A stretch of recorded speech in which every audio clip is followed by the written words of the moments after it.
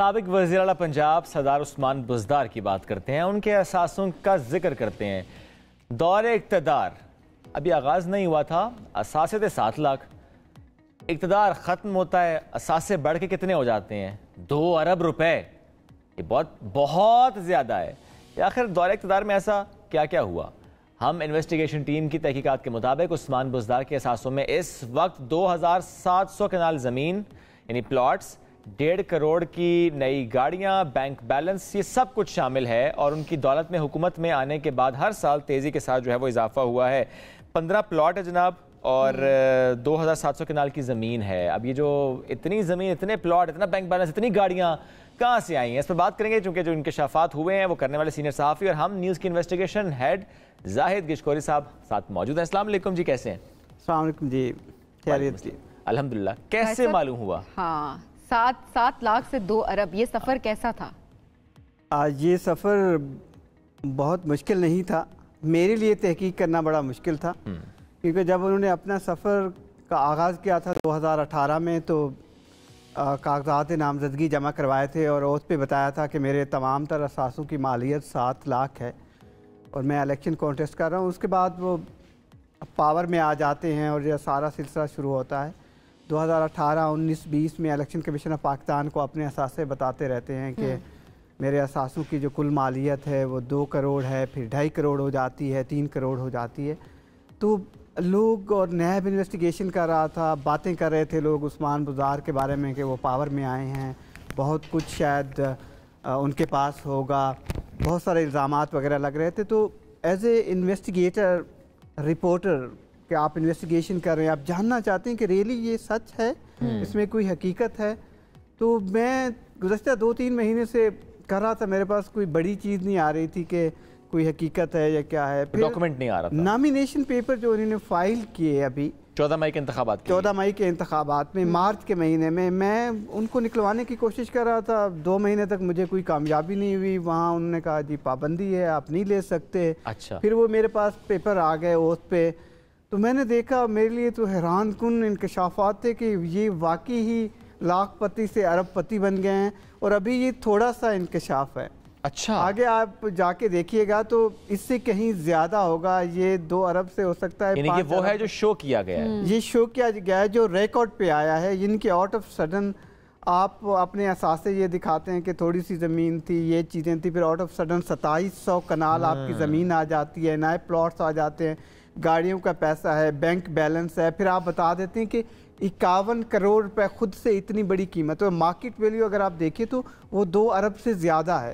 اور یہ ڈکلیریشن ابھی الیکشن کمیشن آف پاکستان کے سامنے نہیں آیا ہے، کیونکہ جو لیٹسٹ میں نے الیکشن کمیشن آف پاکستان سے نکلوائے ہیں تو وہاں پر ان کا جو مالیت بتائی جا رہی ہے وہ صرف 3.5 کروڑ کی ہے۔ اچھا، یہ بات سمجھنی ہے، نامینیشن پیپرز جمع کروائے لیکن الیکشن کمیشن کے پاس جو ڈیٹیلز ہیں وہ ڈیفرنٹ ہیں، وہ ڈیفرنٹ ہیں، اور ابھی الیکشن کمیشن آف پاکستان کے پاس جو 2021 کا مالی سال ہے ان کے پیپرز، جو نامینیشن پیپرز جو ڈیٹیلز ہوتا ہے، ڈکلیریشن ہوتا ہے ایسٹس کا ہر سال، وہ ابھی آنا ہے۔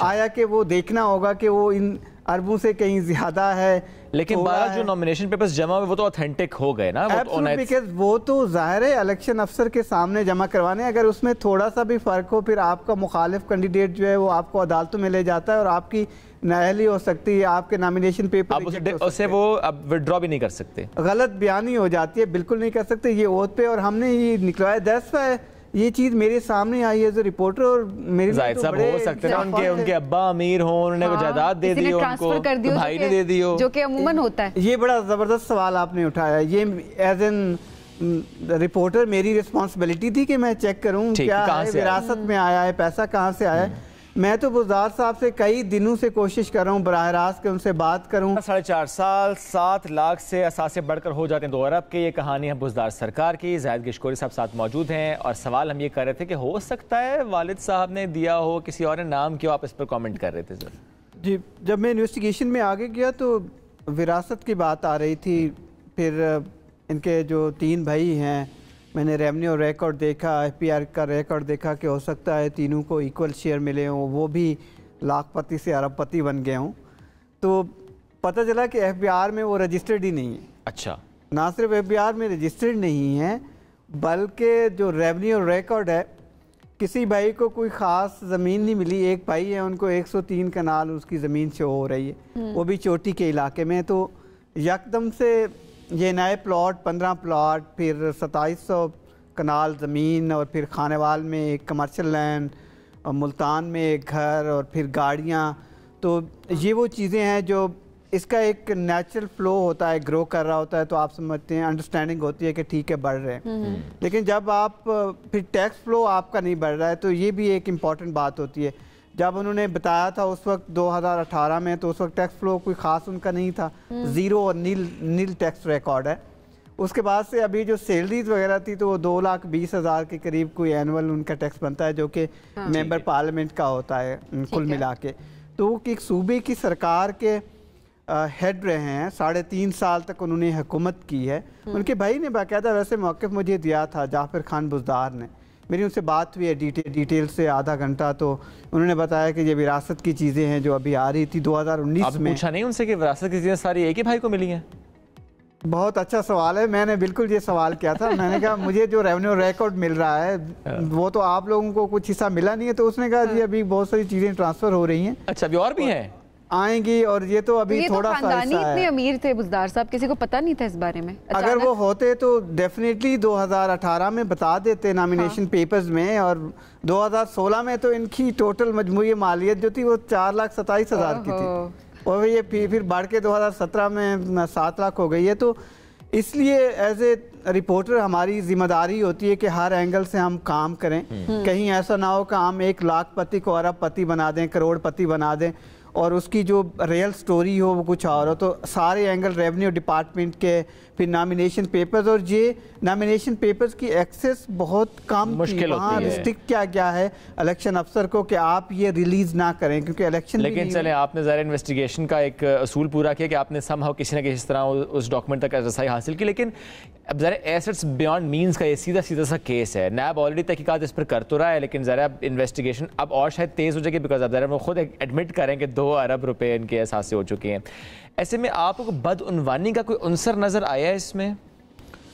دیکھیے, جو میں نے ایز اے رپورٹر تحقیق کی ہے, یا میں نیب کے جو انویسٹیگیٹرز ہیں, انویسٹیگیشن ٹیمز ہیں, کیونکہ ان کے خلاف ملٹیپل انکوائریز چل رہی ہیں, اور فیملی کے خلاف بھی, اس پہ کوئی اوپینین نہیں دی جا سکتی. جو فائنڈنگز ہیں, غیر معمولی اضافہ ہے, پلاٹ ہیں, زمینیں ہیں, پیسہ آیا ہے, اور کچھ ریکارڈ پہ بھی لایا گیا ہے. یا آپ کی اس انویسٹیگیشن کے بعد ہونا تو یہ چاہیے کہ عثمان بزدار ایک پریس کانفرنس کریں, اور تھوڑی سی کلیریفیکیشن. اگر وہ یہ کر سکتے ہیں کہ پارٹی چھوڑ رہے ہیں تو بتا بھی دیں کہ اس پارٹی کے ساتھ ہوتے ہوئے کیا کچھ ہوا تھا. میں نے یہ دیکھا ہے, عثمان بزدار تو ابھی لیٹسٹ ہمارا کیس ہیں جس کی چیزیں ہم سامنے لائے ہیں. کچھ اور ممبر پارلیمان کی میں نے پیچھے لایا تھا, جس طرح بلوچستان کے سابق وزیر اعلیٰ تھے جام کمال خان, ان کے ایسٹ 308% بڑھے تھے, 308% بڑھے تھے.